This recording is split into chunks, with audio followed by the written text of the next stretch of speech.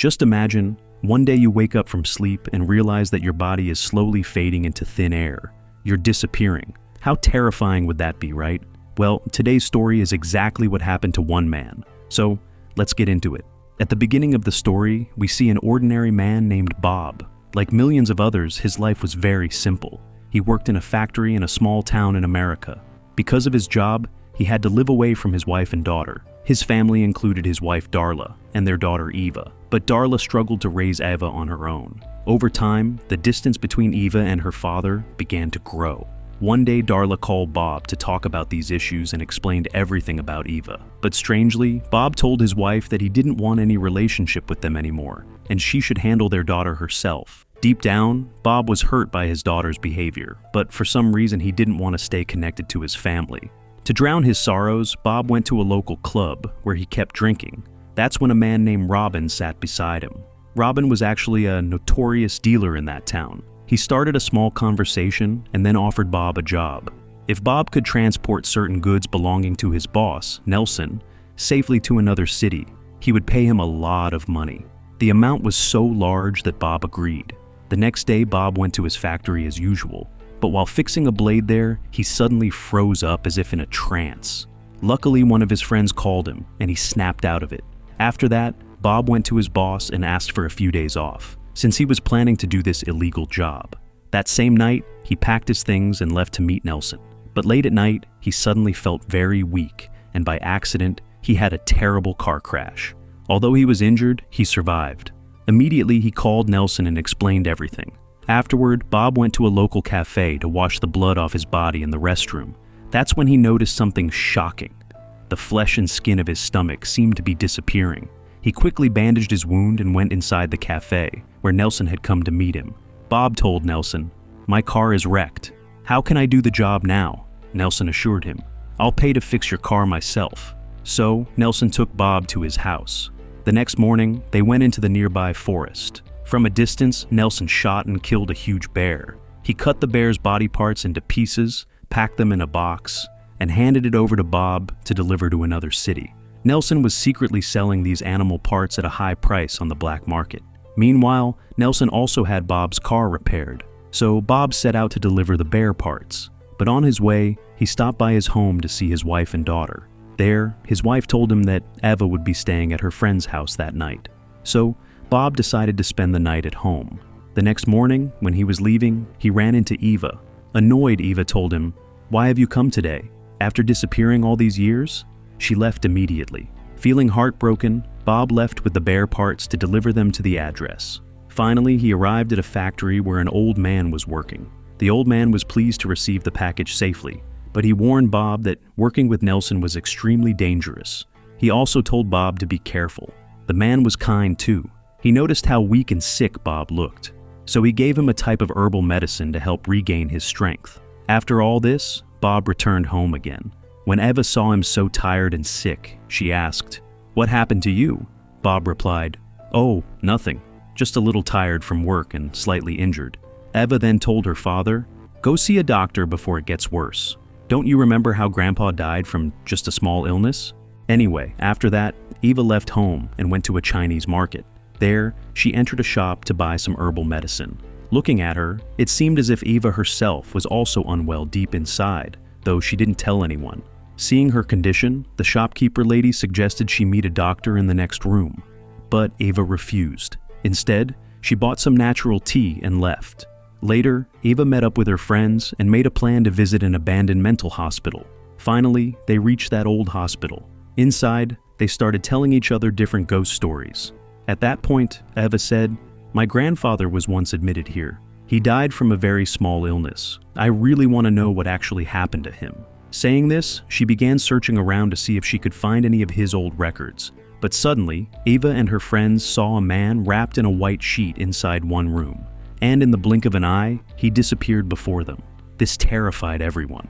When one of Eva's friends grabbed her hand, they saw that half of Eva's hand was also disappearing. Her friends screamed in fear and ran away. Meanwhile, Bob was seen sitting with his wife, remembering the good old times they had shared. The next morning, Darla noticed that Eva hadn't come home the night before. Searching in her room, they found her mobile phone. Checking it, Bob realized that last night, his daughter had gone to the abandoned hospital with her friends. So, Bob and his wife set out to search for Eva. First, they went to the house of Eva's closest friend, but there they found out that even her friend hadn't returned home the previous night.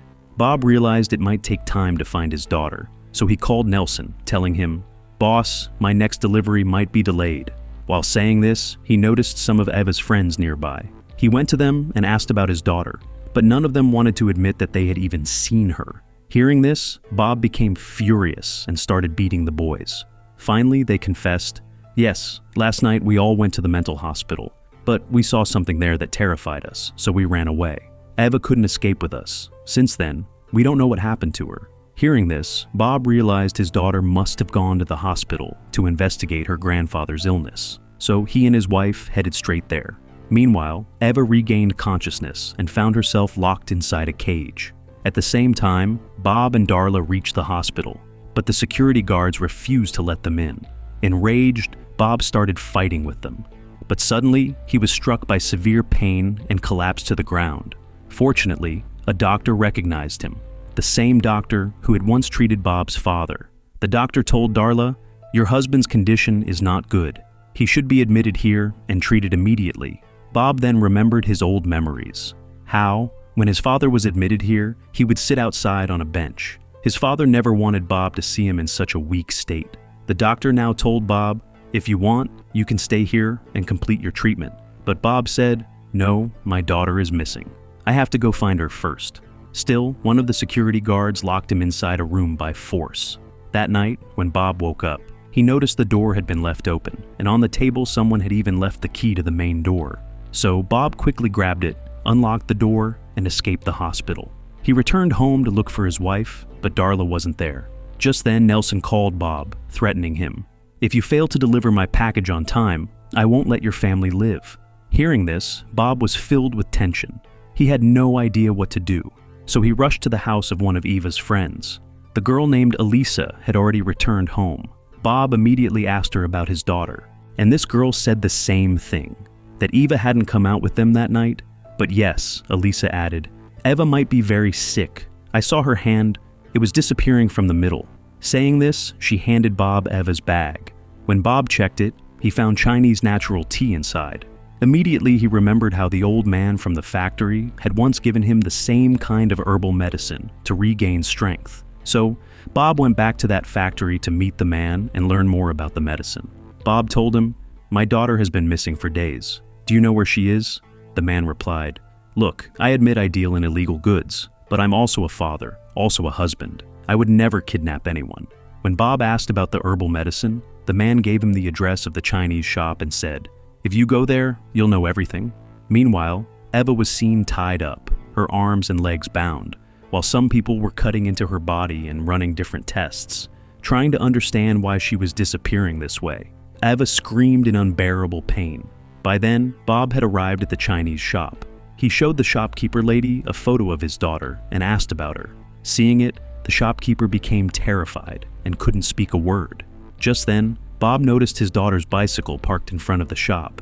He said, "I know my daughter came here.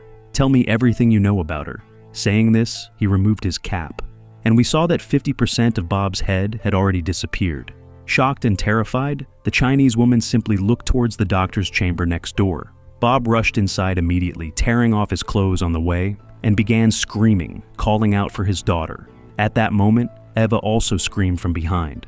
The doctors and their men attacked Bob, but even with his half-disappearing body, he fought back, defeated them, and reached his daughter in the cage. In truth, those doctors weren't evil. They were just trying to find a cure for this strange disease.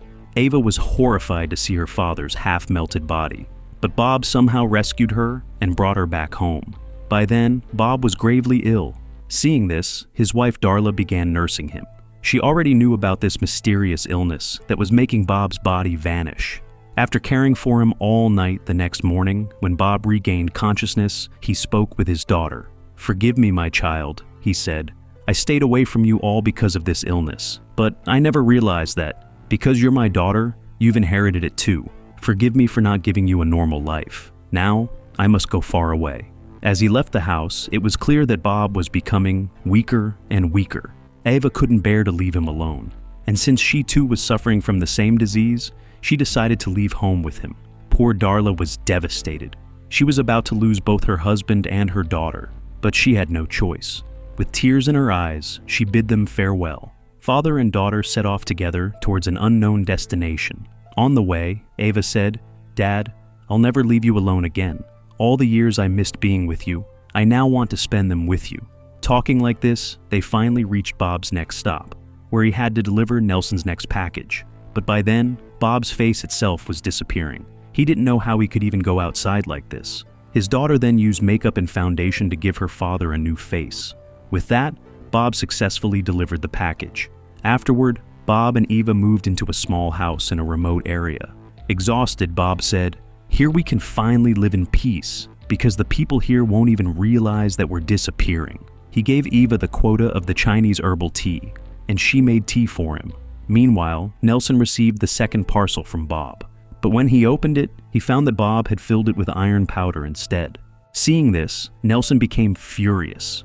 Meanwhile, Bob was slowly disappearing. In his final moments, he hugged his daughter tightly and lay with her. But since his body was vanishing too quickly, he left the house. The next morning, Nelson suddenly arrived at Bob's house and pointed a gun at Eva. Terrified, Eva said, "Bob sold me this house," and left. But Nelson didn't believe her. He searched the house, convinced that Bob had hidden his goods there. When he couldn't find anything, he decided to punish Eva instead. But just then, an invisible figure appeared and attacked Nelson, beating him until he died. Eva realized that her father had now completely disappeared. Even though invisible, Bob told his daughter, "I will always protect you, my child. Don't worry." Afterward, they dumped Nelson's body deep inside a forest, where a massive bear devoured him. Then, with her invisible father, Eva went shopping at a mall. Later, they sat in a car chatting together. And here, we finally learn the truth. The invisible man wrapped in a white sheet at the abandoned hospital was none other than Eva's grandfather, Bob's father. Bob had always believed that his father had died from a small illness. But in reality, his father had also disappeared and had been locked away inside that hospital for life. It was actually Bob's father who had freed him from the hospital that night, so that Bob wouldn't end up trapped there too. This condition of disappearing was a hereditary disease, one they could never escape, and once they became invisible, their lifespan also increased greatly. With that revelation, this simple yet strange story came to an end. Honestly speaking, after seeing its IMDb rating of 6+, I thought the movie might be very good, but it turned out to be quite simple, with no explanation or analysis about why this disease existed, or whether it had any cure. Still, let me know in the comments what you thought of it.